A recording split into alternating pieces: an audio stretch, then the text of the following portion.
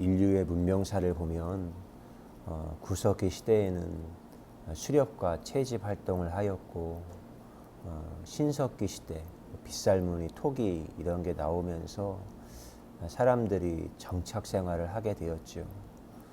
그리고 청동기 농기구를 만들 수 있는 그런 기술이 발달하면서 사람들은 서로 연대하고 어떤 집단 거주하는 그런 생활을 하게 되었습니다.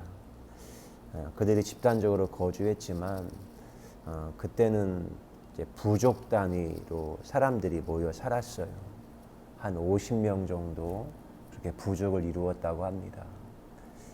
근데 부족들이 어떻게 서로가 물론 혈연으로 연결되어 있지만 부족장과 그 밑에 있는 사람들이 서로 터치하고 만지고 포옹도 해주고 그런 삶의 터치와 촉감을 통하여서 하나의 어떤 연대감을 이루면서 저 사람은 나하고 같은 부족이야. 너와 나는 같은 존재야. 그런 서로의 어떤 연대감을 공고히 하며 지냈습니다. 근데 그 부족 단위의 개념이 이제 문명이 발달하면서 무역이 발달하고 하면서 도시국가가 형성이 돼요. 특별히 유럽 사회에는 로마의 도시국가, 피렌체의 도시국가, 밀라노의 도시국가, 파리의 도시국가.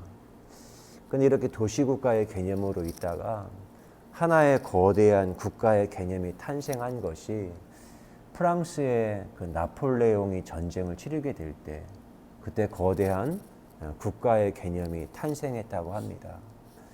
나폴레옹이 프랑스를 거대한 국가의 개념으로 만들어요. 국가가 된다는 것은 세금을 내고 또한 병역의 의무가 있고 그 어마어마한 힘을 갖게 되잖아요. 그 어마어마한 힘을 가지고 프로이센 이 독일을 침략을 하게 됐죠. 그러니까 도시국가의 개념을 가진 이들에게 있어서는 이 국가의 개념을 가지고 있는 나폴레옹을 이길 수가 없는 거예요. 나폴레옹이 엄청난 영향력을 발휘해서 유럽의 거의 모든 지역을 완전히 지배하지 않았습니까? 근데 그때 그러면 도시국가의 개념을 어떻게 거대 국가로 만드나 그때 이용된 것이 이야기와 스토리, 신화. 왜냐하면 그걸 통하여서 내가 예를 들면 그 전라도 사람과 또한 경기도 사람 이렇게 멀리 떨어져 있는 사람들이 어떻게 유대감과 연대감을 가질 수 있을까? 우리는 단군 때부터 시작을 해서 고려 삼국시대, 통일신라시대, 고려시대, 조선시대 그리고 한국전쟁 이런 모든 역사들을 배워요. 지금은 그래서 우리들은 한 민족이구나, 하나의 국가구나, 하나의 연대감 가운데 서로 협력을 하고 이런 일을 이루었다는 겁니다. 인류의 호모 사피엔스라는 우리 인종이 이 지구 사회에 가장 큰 최고의 포식자가 될 수 있었던 것은 이렇게 해서 서로 인간을 사회라고 만드는 이 조직을 잘 만들었기 때문에 우리 인간이 이 지구, 이 생명체 안에서 최고의 권력자가 되었고 힘 있는 존재가 되었죠. 그리고 사람도 마찬가지입니다. 사람도 가장 생존을 위한 기본적인 생리적인 욕구가 있잖아요. 먹어야 하고 잠자야 하고 종족을 번식시켜야 하고. 근데 이런 기본적인 생존의 욕구가 채워지면 이제는 좀 더 안전을 위해서 좀 더 큰 조직에 자기가 소속되기를 원하는 그런 마음을 가지고 있습니다. 그래서 자기가 어떤 좋은 학교에 들어가려고 하고 그리고 알려진 유명한 대기업에 들어가려고 하고 아니면 공무원이 되려고 하고 좀 더 큰 조직에 내가 들어가면 내가 성공할 수 있고 그리고 자아 실현을 할 수 있는 것은 아니겠는가 그런 생각을 하게 됩니다. 물론 이러한 때 우리가 태어나면서 갖게 되는 국가라는 거 내가 어떤 인종이라는 거, 내가 누구의 자녀로 태어났다는 혈통이라는 거, 이런 것은 내가 선택할 수 있는 것이 아니지요. 그러나 세상에 있는 직장, 학교, 또 사회 이런 조직, 심각한 문제는 내가 그 조직에 들어가고 나면 이제는 그 조직이 원하는 대로 엄청난 속도로 설국열차가 달리듯이 엄청난 속도로 달려가게 된다는 겁니다. 그리고 내가 원하던 저 지점에 다다르면 내가 행복이 찾아오지 않을까? 그런 생각을 하게 되죠. 근데 우리가 한번 멈추어 서서 물어봐야 할 것은, 근데 내가 지금 가야 하는 이 경로, 명문대학, 직장, 결혼, 어디에 살고, 강남에 살고, 이런 생각들을 누가 과연 우리의 뇌 가운데, 우리의 생각 가운데 이런 걸 집어넣어 준 거죠.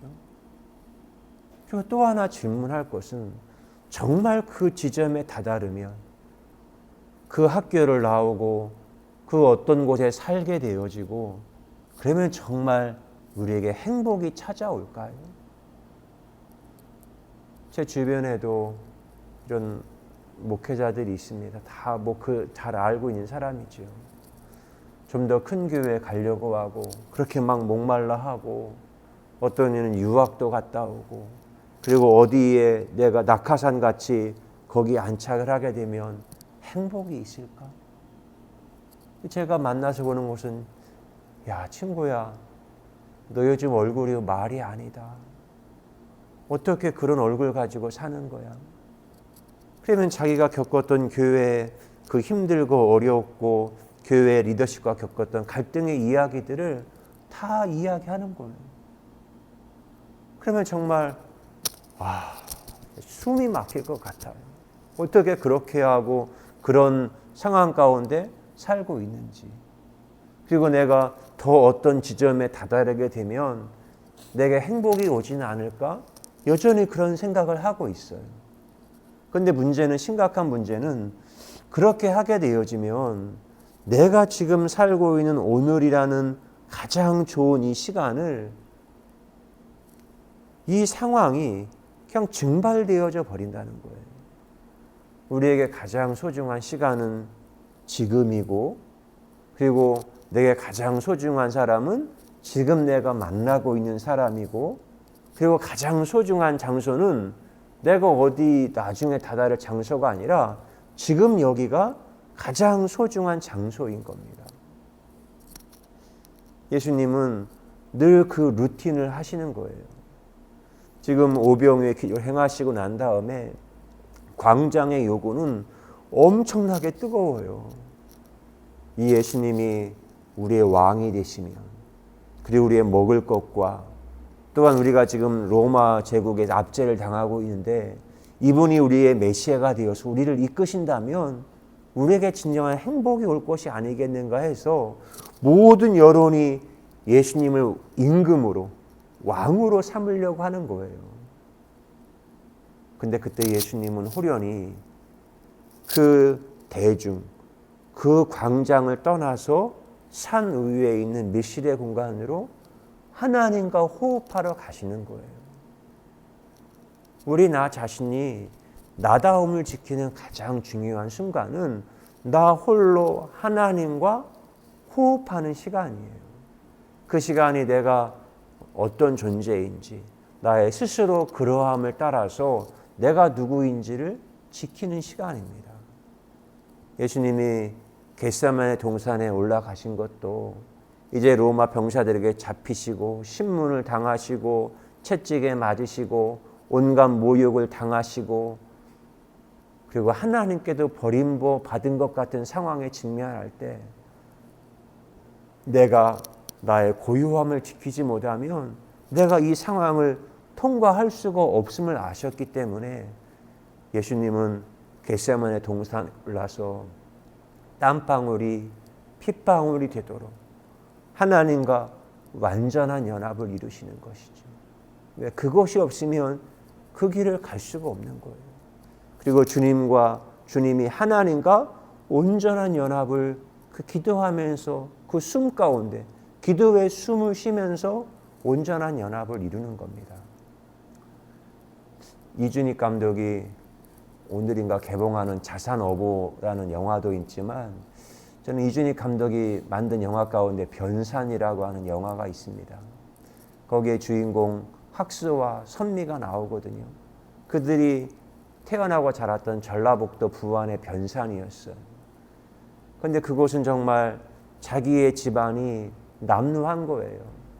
학수의 어머니는 학생 때 돌아가셨고 아버지는 조직 폭력배이셨고 선미에는 아버지만 홀로 계셨는데 그 아버지도 그 풍에 맞으셨고 그렇게 남루하고 비루한 삶이 얼마나 힘들고 고통스러운 삶이었겠습니까? 자기가 태어났고 그건 자기가 운명으로 거스를 수도 없어요. 내가 부모님을 선택할 수 있습니까? 태어났더니 누구의 자녀가 됐어요. 근데 그곳을 벗어나고 싶어서 탈출하려고 하고 그리고 여전히 그 운명을 붙잡아 놓고 씨름하며 글을 쓰는 이가 있고 근데 그들에게 하나의 공통점은 힘들고 어려울 때마다 그 변산의 바닷가에 가서 그 태양이 질 때 붉은 노을이 그 바다에 쫙 물드는 것을 그걸 보는 거예요. 참 신비한 것은 아무도 없고 자기의 인생이 힘들고 어렵지만 그 변산에 노을이 물들 때 그 노을과 입맞춤하고 노을 가운데 자기가 힘들었던 삶을 위로받고 그러면서 그들은 하루하루 오늘을 아름답게 디자인하고 경작하며 그런 삶을 살아가는 겁니다. 예수님도 그와 같은 삶을 사시는 거예요. 이 광장에 엄청난 요구, 임금으로 삼으려고 할 때 우리 인간에게는 다 그 욕구가 있거든요. 근데 욕구를 통제하지 못하면 욕망이 되고 그 욕망이 나의 의지를 지배하면 탐욕이 되어서 그 길을 그냥 달려가 버리는 거예요. 근데 그것을 벗어날 수 있는 길이 무엇이죠? 내가 여전히 현실을 끌어안고 살아야 하지만 그 현실을 고유한 나 자신의 거룩함을 가지고 이 세상 가운데 나 자신을 지키고 거룩함을 지키고 꽃을 피우고 열매를 맺을 수 있는 비밀은 미실의 공간에 가서 하나님과 같이 호흡하는 그 시간이 자기 자신을 지키는 시간이죠. 오늘 또 이 시간에 우리가 예배하고 말씀을 들음도 내가 누구인지 내가 어떤 경로를 가지고 주와 함께 경작하며 살 것인지 그 아름다운 숨을 쉬는 오늘 하루의 삶이 되기를 축복합니다. 거룩하신 하나님 감사합니다. 오늘도 생명 주시고 호흡할 수 있는 이 아름다운 날, 이 날을 맞이할 수 있게 하신 것 감사합니다. 내가 만나는 많은 것들이 있습니다. 흙을 만나고 바람을 만나고 물과 불을 만납니다. 그런데 그 만나는 모든 것 가운데 내가 서로 연대하고 융합하며 새로운 맛, 단맛, 신맛, 쓴맛을 만들어내듯이 내가 만나는 모든 환경들, 컨텍스트와 함께 나의 삶, 고유한 숨이 어우러져 이 세상의 사람들을 정말 시원케 하고 감동을 줄 수 있는 아름다운 맛을 드러내는 진정한 예배자의 삶이 되도록 축복해 주옵소서. 올 한 해의 삶, 이 고난주간에 내가 더욱더 고유해지고 고유한 꽃을 피우고 열매 맺는 한 주가 되도록 축복해 주옵소서. 감사합니다. 사랑합니다.